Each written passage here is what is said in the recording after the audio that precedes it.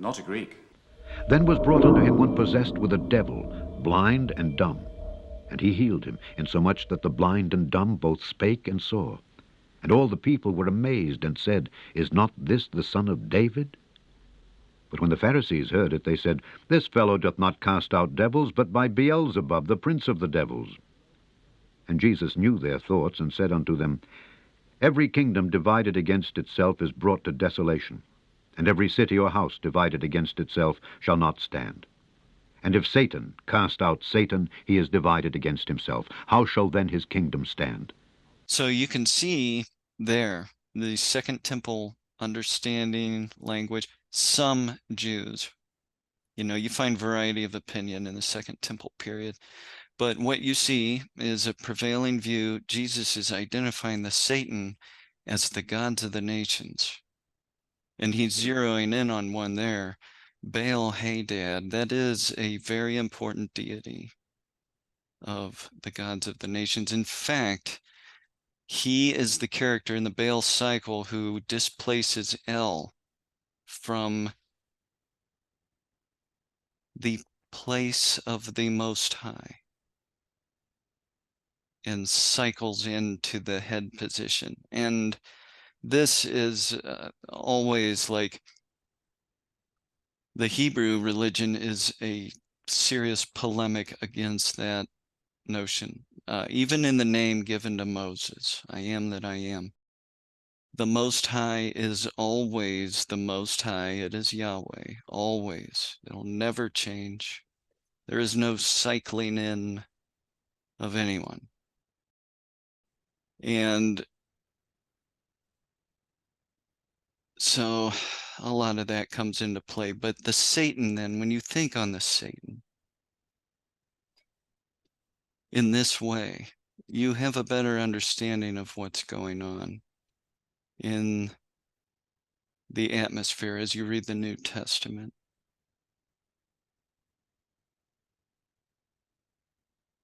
The gods of the nations are not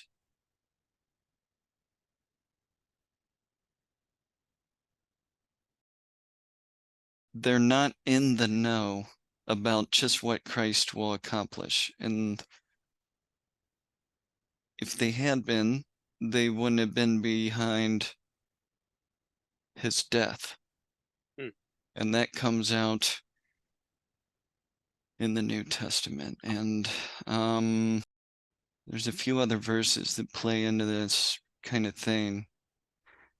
But yeah, so when you think about Christ's temptations, you have to really think about the Satan he's dealing with there. Was it one entity? Was it different ones? I don't know. I know who one of them was, though, because of where the temptation happened. And you and I have talked about this.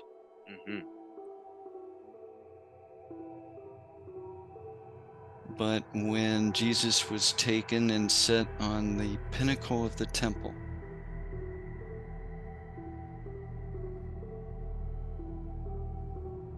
that ascetic tempting the Christ right there. So that's my theory. I don't know if I'll put this in the video or not, but so I'm just sure of it, and so, but these different gods can all be identified as Satan. I don't think it's one being. I don't think it's one being either. Isn't there cases where it's referred, like Satan is referred to plural in a few spots? I know there is in the Book of Enoch. There's like a Satan class of tempting angels and stuff, and they're the Satans. But that is making use of the term in an older way, and the usage of that term in the language went through an evolution, so to speak. And then, but in Christ's time, you had some difference of opinion, though.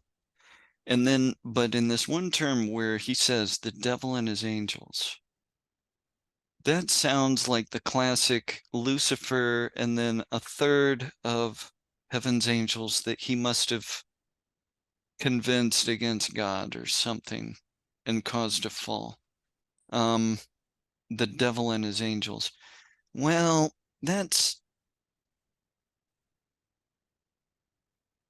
it could be there were Jews that did believe there was one of these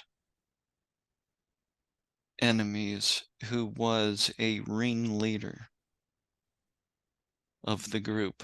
That was a Jewish view in this time. And so it could be that. But in the hierarchy of angels, the sons of God, the heavenly family, in a royal sort of sense, they would have had their servant spirits and so forth. They would have had their angels. So it could mean the devil and his angels could mean one of the gods with his servant spirits. So it could mean these different things, and it's hard to tell. And I'm no expert.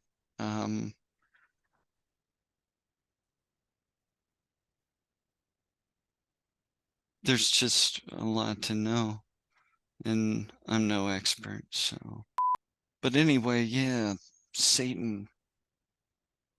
I think when you understand the Tower of Babel connection, everything will make more sense. And where these fallen angels came from was always strange. You know, it's like, why? What's up here? Just part of God's plan, I guess.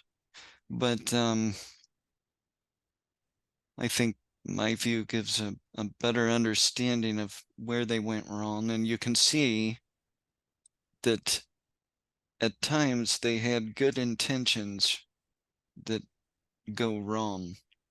And I think that's more common than people think, you know. And I think the angels are learning through all of this, the education of the angels.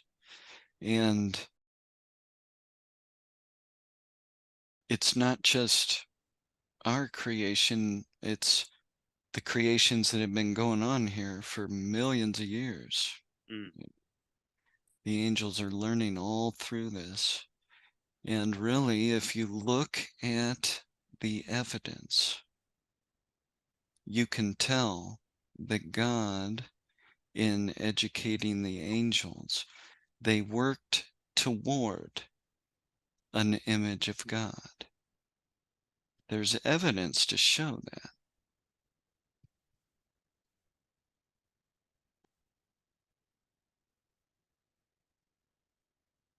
Yeah, so the whole history, the whole natural history,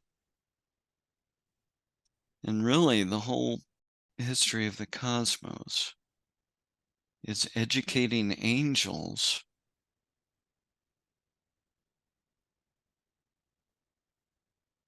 and even the church and glorification of the church as a new council is educating the angels. And even the cross of Christ is going to reconcile things on heaven and earth. It's in Ephesians 1. It has a real meaning. And the heavens has perhaps more meaning. It certainly means the spiritual realm. But it could go beyond that, and it could mean other distant life outside of our earth. How about that? But I don't know. Yeah, our whole history, though, was educating the angels. And the angels were involved in creation. A lot of people don't understand that. And they say God alone is the creator. And God alone is the creator. Mhm. But God uses his angels as instruments of creation. And this actually comes out in Psalm 104, and Hebrews quotes it in Hebrews 1, in contrasting the Son to angels, which is a powerful passage there.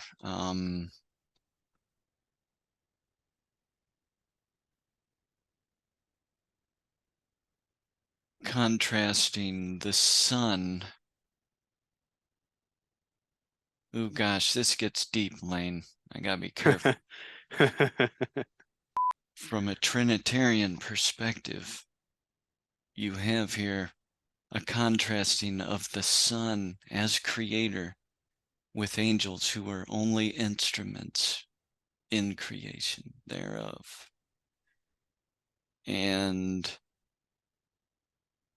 But we see in this verse that the angels are utilized in creation. And you see it in Genesis 1:26. Let us make man in our image. It comes out there. And only God creates, but you can see their participation. And so, do angels create? No, but are angels involved in creation? Yes. And God was educating them. And will we be involved in creation in the future? Yes. So, it's pretty cool stuff. That's some good stuff, man. Some deep stuff. Yeah.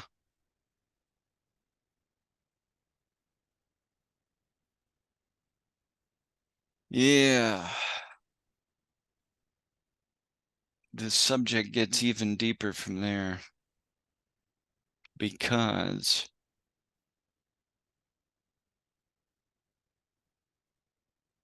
God's heavenly family are called Elohim.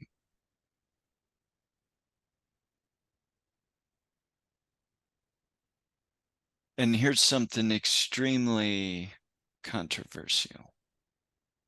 People would have to really think about this. But when Jesus was raised out of the grave and glorified, you're seeing the creation of an Elohim there. A spiritual being, and he ascends to the right hand of God, and he is the beginning of a new divine council.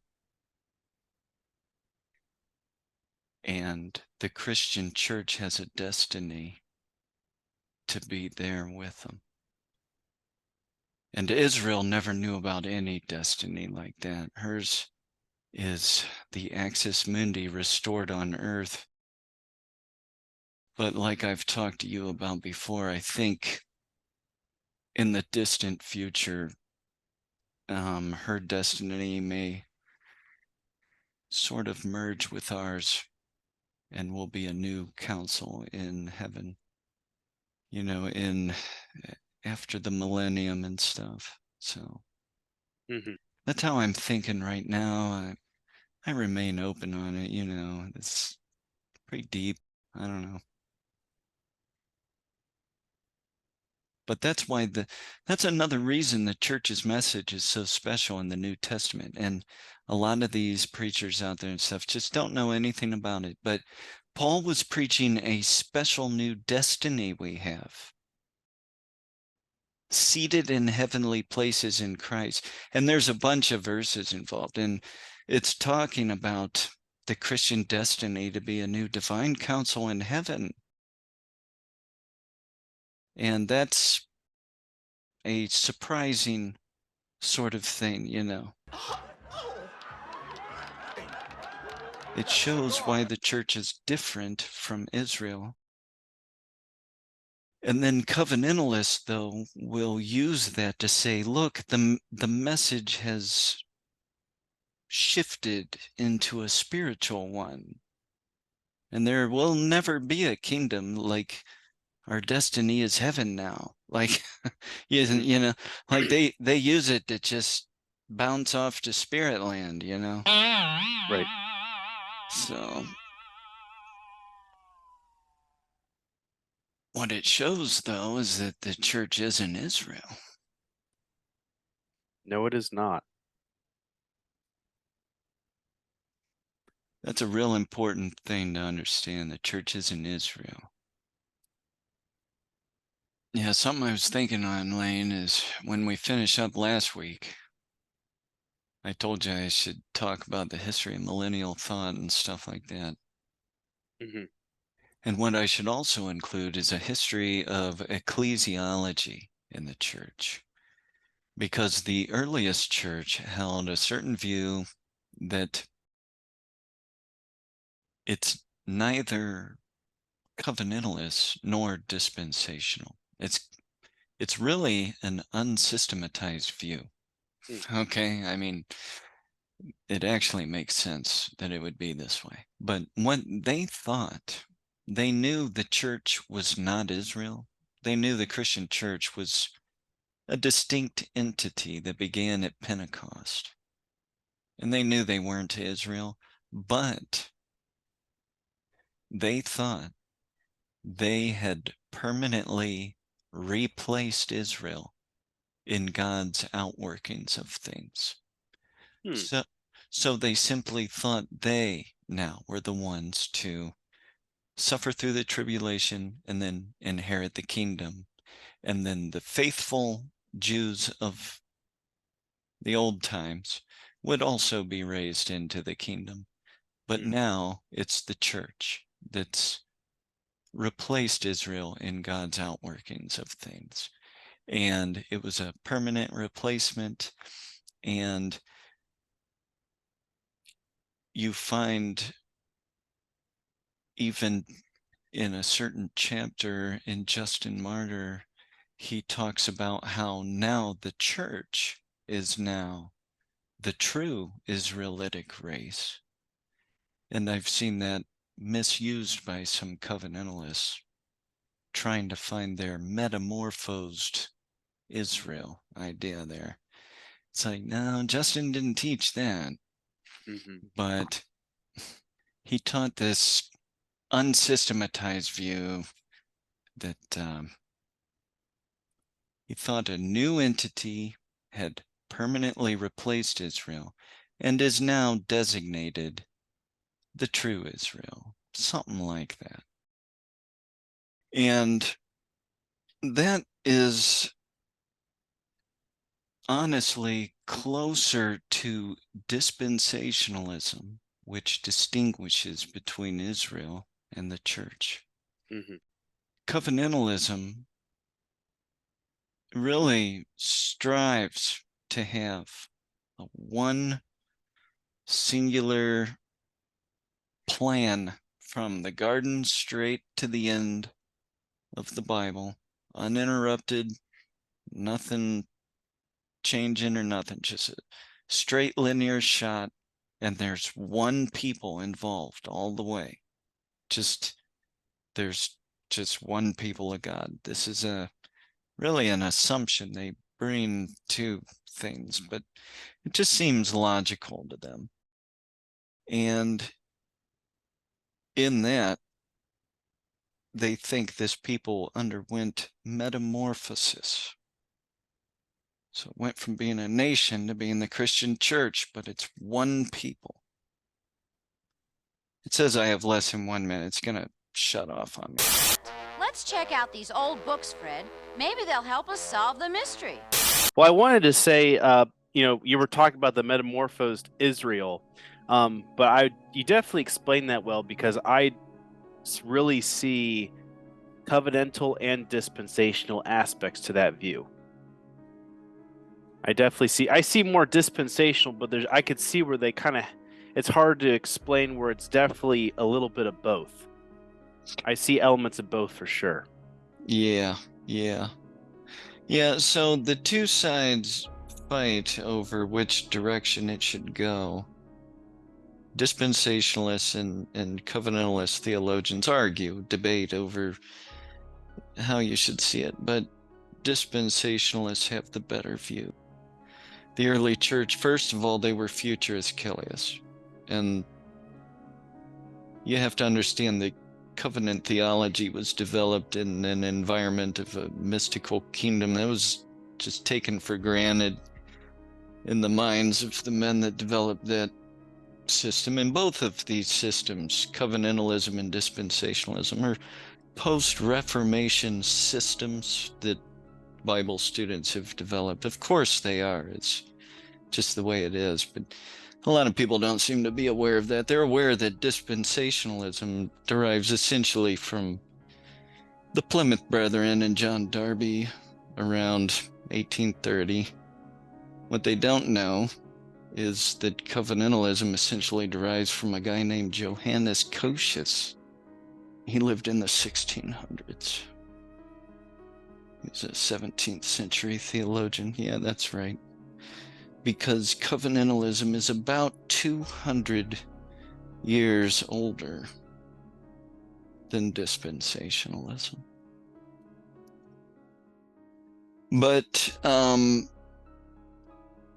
in the early church, they had an unsystematized view, and they were very close to the first advent, and that affects how you look at this. Because in our day, today, looking back on the way history has gone, it becomes abundantly clear that a systematized dispensational view is correct. If you were living in Justin's day, it would be hard to see some of the things we see today. So that comes into play. A lot of different little issues come into play. But the early church held a pretty solid view. It was futurist Eschatologist. They knew that God had shifted his dealings to them. And their thinking didn't go much beyond that. I don't know. Their thinking just didn't go much beyond that. Which is totally understandable. You know. And the church was entirely futurist Eschatologist in the earliest period. And their opponents, the Gnostics, taught a mystical resurrection and kingdom. They taught that this activity of the spirit or spiritual life is being raised, and that they were spiritually reigning with Christ. And Tertullian condemned that idea. He said these heretics, he called them, he's talking about Gnostics in his time. He said the heretics say they're reigning with Christ now, yet they pay to Caesar what they owe Caesar. He's kind of drawing out a contradiction in the mystical kingdom theory. And it's funny because this all is criticisms we can make of the mystical kingdom idea today, amillennial, post-millennial. But there's a lot of history involved that people need to understand. Why did this church drift away from a futurist Kilius understanding and so forth? Well, a delay in Christ's coming began to play a part in this, in the thinking. It was becoming apparent that the Lord wasn't returning, and that's hard to explain. Hippolytus actually has an interesting way of explaining it. He using the Septuagint and so forth, he was trying to show how the 6,000 years of human wickedness that would need to expire before the 1,000 years of God's Sabbath glory on earth, kingdom age, he tried to show the 6,000 years was about to expire. I'll put that on the screen. It's interesting though, but what you see is an attempt to explain why Jesus hasn't come back yet. And so you can tell this was starting to bother some people. And that's part of the reason that so people didn't understand what was going on. And Lane, honestly, the Spirit ceased, and the church noticed it, but they didn't understand what was going on. I think there's several things that happened that they noticed, but they didn't understand, you know. And so here's what happened. This is, I don't know if I'm explaining this well or not. So the Gnostics believed in spiritual fulfillments already happening.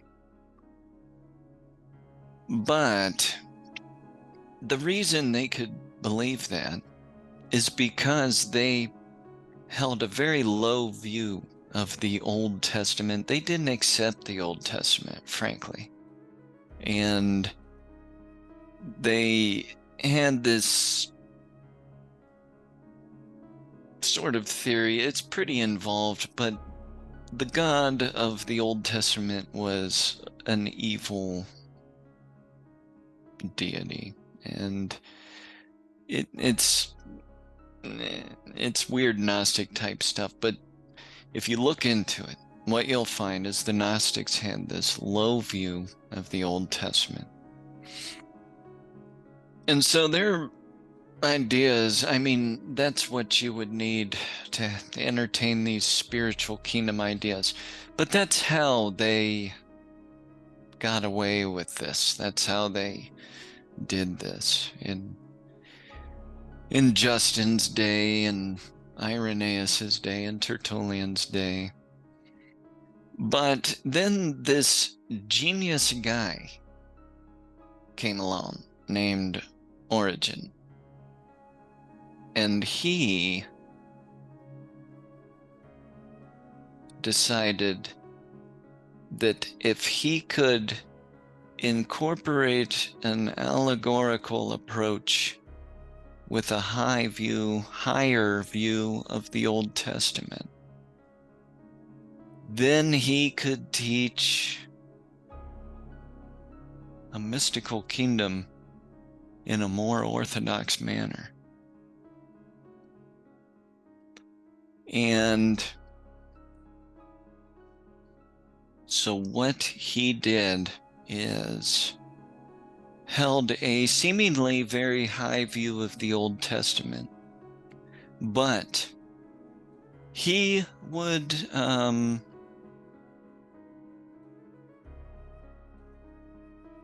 maybe the best way to put it, you only have time for one meeting, huh?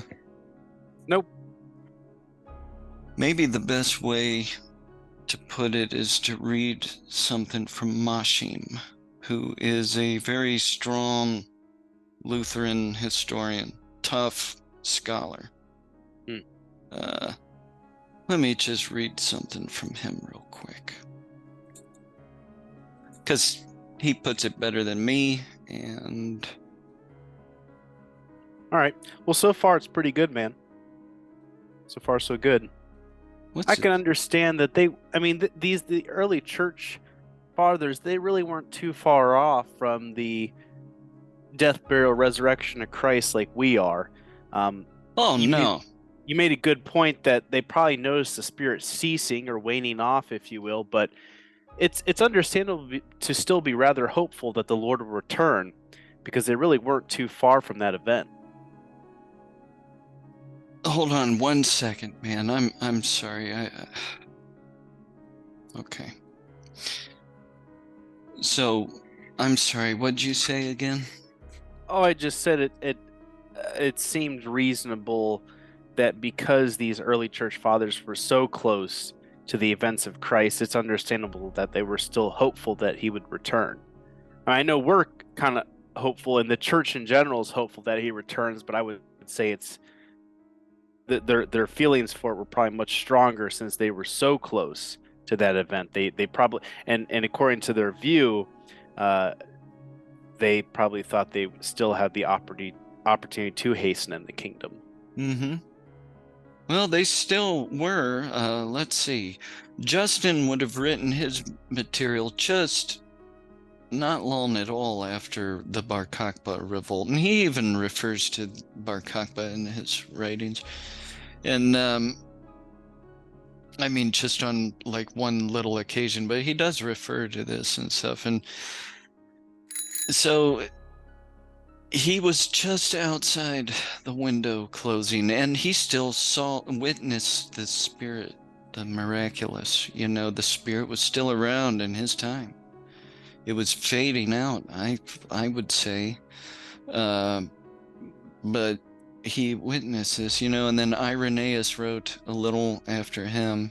It's the same kind of thing there. Justin and Irenaeus, did they realize the window closed? No, they didn't understand what happened. And they were still just practicing the faith. And you can't blame them. That's fine. They just didn't understand what happened. And maybe really not till you get to Origen and what he says about the spirit, how there's still traces of this to be seen around, apparently.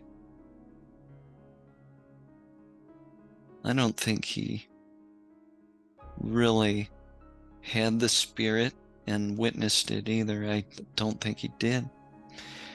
And then John Chrysostom, after him, a little later in history, just says it matter-of-factly, like, oh, the spirit ceased. Yeah, the spiritual gifts ceased. Yeah, long ago at this point. You know, he just says it matter-of-factly. Like, interesting. It's because he's trying to prove a point, like in 2 Thessalonians 2. There was an ancient tradition from his time, so we're talking an early interpretation of it, that said, he who is now restraining until he's taken out of the way. There was an early Christian interpretation that connected that to at least spiritual gifts. And Chrysostom, talking about that, he's like, I don't think that's what it means today, because those gifts ceased a long time ago. And so where are these things happening? See? So he's making that argument. And so his argument there would have just like direct pertinence to my position, you know.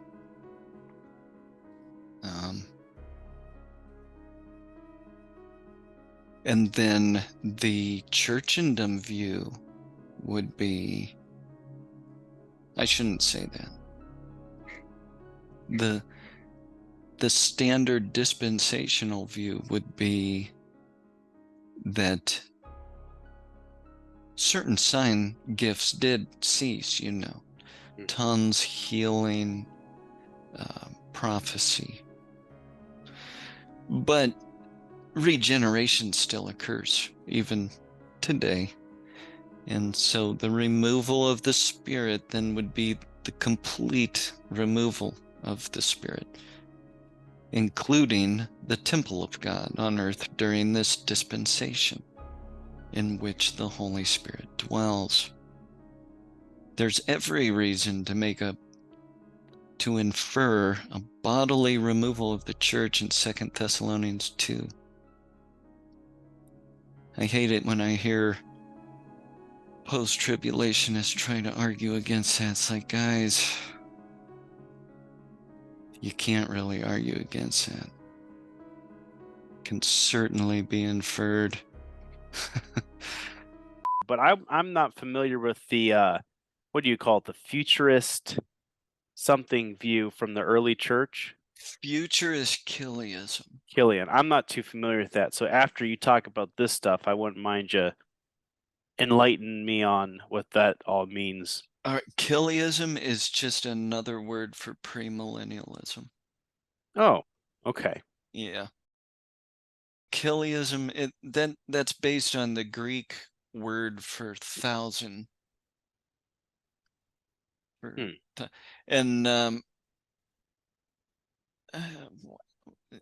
it's a term that you'll hear used, Kiliast, the Kiliast. Whenever you hear people refer to the ancient Kiliast view, it's the premillennialism held by Justin, Irenaeus, and all these early fathers. Papias, it's in the Epistle of Barnabas, it's in all of them, really. They either held this imminency that a futurist Kiliast holds, or they would come right out and speak on it in detail, like Justin and Irenaeus and these guys. And yeah, Kiliasm, though, it means 1,000. And in the early church, there was just the Orthodox Christians that believed in this 1,000 years that would come. It's the kingdom. And at a later time, the people opposed to them called them Kilias, those that believe in the 1,000. And so that's just kind of how the designation came along. And then I'm not sure when we started calling the alternative view amillennialism. I don't know, but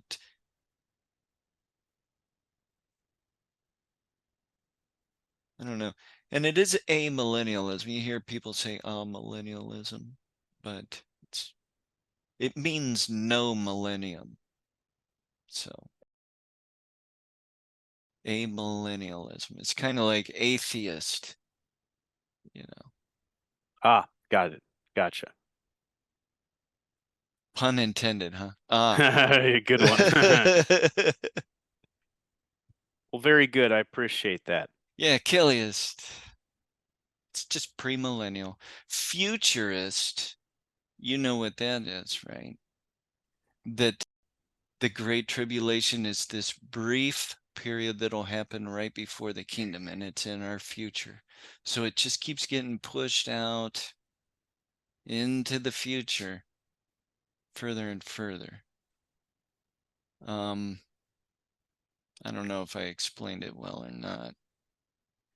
It's to be contrasted with historicism that thinks the Great Tribulation basically is fulfilled throughout the church age. And they would say the apocalypse has been slowly fulfilled up to our time. And the very end is about to bust loose or something. And the papacy was always considered the tyrant, the man of sin. Yeah, just a long succession of popes. a man of sin for, hundreds of years there.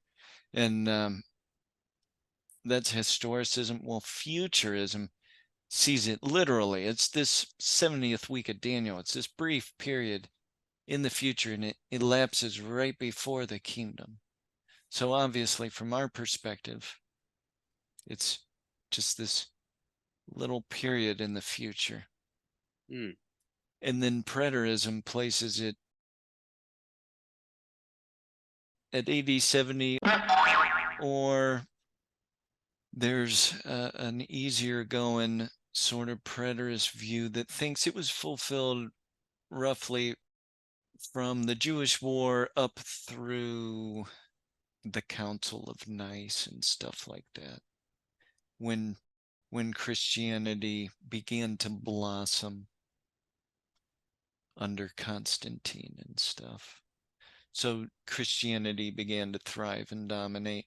Like they'll say, so there's a preterist view that would take everything from the Jewish War up to that time as essentially the fulfillment, And it's very spiritualized, but it fits somewhat, I guess. So it's a view that exists out there. Does that make any sense? Yeah, no, I appreciate you explaining that. So the earliest church then, being future Eschatological, they knew that this great tribulation period just could unfold at any time in their future here, and it would just be fulfilled literally and so forth. Now, a systematized view today could bring up some serious problems. For example, in the 70th week, in this final time for Israel, that's depicted in many prophecies. It's in the Olivet Discourse in 2 Thessalonians 2 and a lot of places. What you see is a nation of Israel worshiping God by way of the Mosaic covenant. But pray ye that your flight be not in the winter, neither on the Sabbath day. You see their temple worship going on. The man of sin interrupts this, puts a stop to this, in a manner similar to Antiochus Epiphanes in the Maccabean revolt. And the parallels between the two actually are unmistakable. They're intentional. You can see a parallel in Daniel 8, Daniel 11:31. Compare Daniel 11:31 to Daniel 9:27 sometime, and your jaw will drop. But there's an intentional parallel there. And so this final tyrant will be much like Antiochus Epiphanes. And what he does against the nation will be very similar. And so you can see an old covenant nation in the midst of their worship going on during this time. And that's why dispensationalists for a long time said, well, a nation of Israel has to come back into existence for the end to occur. That's why that was said. It's because of what's depicted during that final time, right before the kingdom. And that's why we know it's a remaining piece of the old covenant age for Israel, which has always been an argument for dispensationalists to say the rapture should be pre-tribulational, so that you don't have a spirit-filled body in an old covenant period. Well, just in case we have a good discussion today, for anybody listening, please like the video. If you find it interesting, please like and subscribe for more content related to this.